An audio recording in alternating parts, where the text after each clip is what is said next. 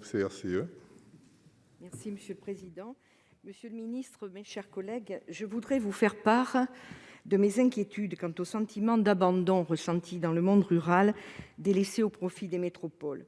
Alors que le grand débat devait mettre en place une concertation accrue avec les élus de proximité, l'État poursuit sa démarche consistant à fermer les services publics, trésoreries, postes, gares, des classes, voire des écoles.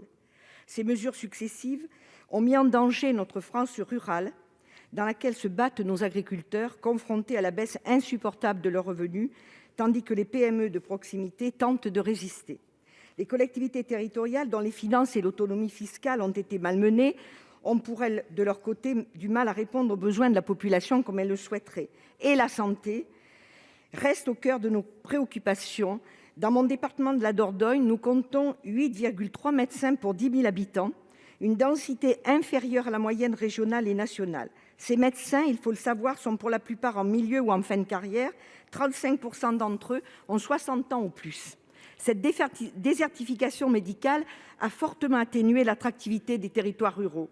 Face à ce constat, la levée du numerus clausus n'aura pas d'effet à court terme. Les maisons de santé doivent être aidées, les formations universitaires décentralisées et moyennant une rémunération en cours d'études. Ne faut-il pas envisager de nouveaux praticiens, l'obligation d'exercer pendant une période définie sur les territoires déficitaires? Vous êtes obligé de vous interrompre, madame. Pardon ? Vous avez dépassé votre temps.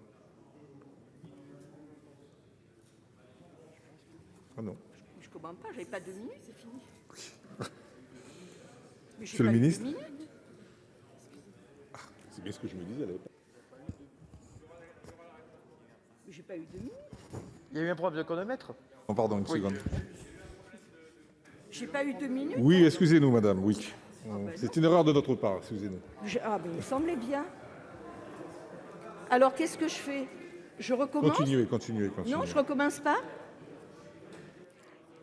Bien, je répète donc que cette désertification médicale, qui a déjà été évoquée, a fortement atténué l'attractivité des territoires ruraux. Face à ce constat, la levée du numerus clausus n'aura pas d'effet à court terme et nous le savons. Les maisons de santé doivent être aidées, les formations universitaires décentralisées et moyennant une rémunération en cours d'études, ne faut-il pas envisager des nouveaux praticiens, l'obligation d'exercer pendant une période définie sur les territoires déficitaires? Monsieur le ministre, comment comptez-vous répondre à cette exigence d'égalité territoriale en redonnant confiance à nos élus locaux, acteurs de proximité en première ligne en cette période de crise? Et enfin, que comptez-vous faire pour développer le réseau des centres de santé permettant de répondre au droit à la santé pour l'ensemble de nos concitoyens? Excusez-nous une fois de plus, madame. Monsieur le ministre. Bien. Merci, Monsieur le Président.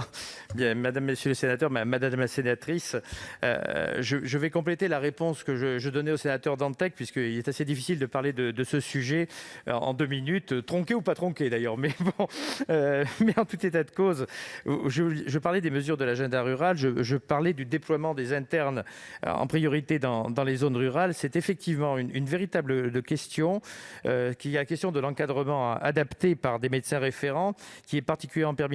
Il y a une mission qui a été lancée sur l'évolution de la maîtrise de stage qui a été lancée fin 2019. Il y a un décret qui est en préparation au Conseil d'État. Il y a d'autres arrêtés en cours de rédaction.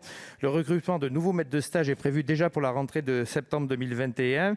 Je parlais tout à l'heure de la problématique de l'indemnisation, donc de l'indemnité qui est revalorisée de 50%. C'est donc un des effets importants. Mais au-delà, il y a un certain nombre de sujets qui sont importants en zone rurale. En attendant, effectivement, les effets du numerus clausus, il y a un effet ciseau, vous le dites très bien, et qui est extrêmement ennuyeux. Donc le renforcement du champ d'intervention pour des soins par des professionnels non médecins, qui est maintenant effectif avec la signature de 29 protocoles et la possibilité de protocoles locaux. C'est la loi ASAP qui le permet. Ce sont des protocoles qui permettent en particulier à des pharmaciens, à des kinés ou à des infirmiers d'intervenir dans certains cas à la place du médecin, qui facilite ainsi le recours des soins. Nous avons également, en termes de coordination, coordination le déploiement des CTPS, les communautés techniques professionnelles de santé, qui vise à limiter les recours aux gardes en soirée par une meilleure organisation de la prise en charge en journée des soins non programmés au sein d'une communauté de santé. C'est-à-dire, pour être clair, un professionnel qui est libre va prendre en charge le besoin. C'est maintenant une réalité avec 584 CTPS identifiés en septembre 2020. Et enfin, il y a aussi un sujet qui est important, qui est le sujet de la télémédecine.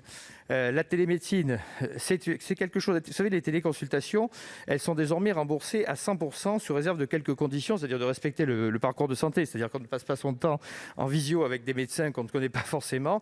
Et je crois que la poursuite du remboursement de la télémédecine qui était prévue dans le cadre de la crise de Covid fait partie des solutions qui sont également apportées et qui est d'ailleurs prévue par l'agenda rural. Madame Farias, vous avez droit à une réplique Oui, de 36 secondes. Ce que je souhaite vous dire, monsieur le ministre, c'est que nos territoires ruraux ont de formidables atouts et qu'avec la crise sanitaire, de nombreux citadins envisagent de s'y installer. La loi dite 4D, c'est un fait, devra impérativement participer à la réduction de ces inégalités territoriales et sociales, et nous y veillerons, monsieur le ministre, car c'est une exigence garante de la cohésion territoriale. Monsieur Jean-François Langot pour le groupe Union Centriste. Merci.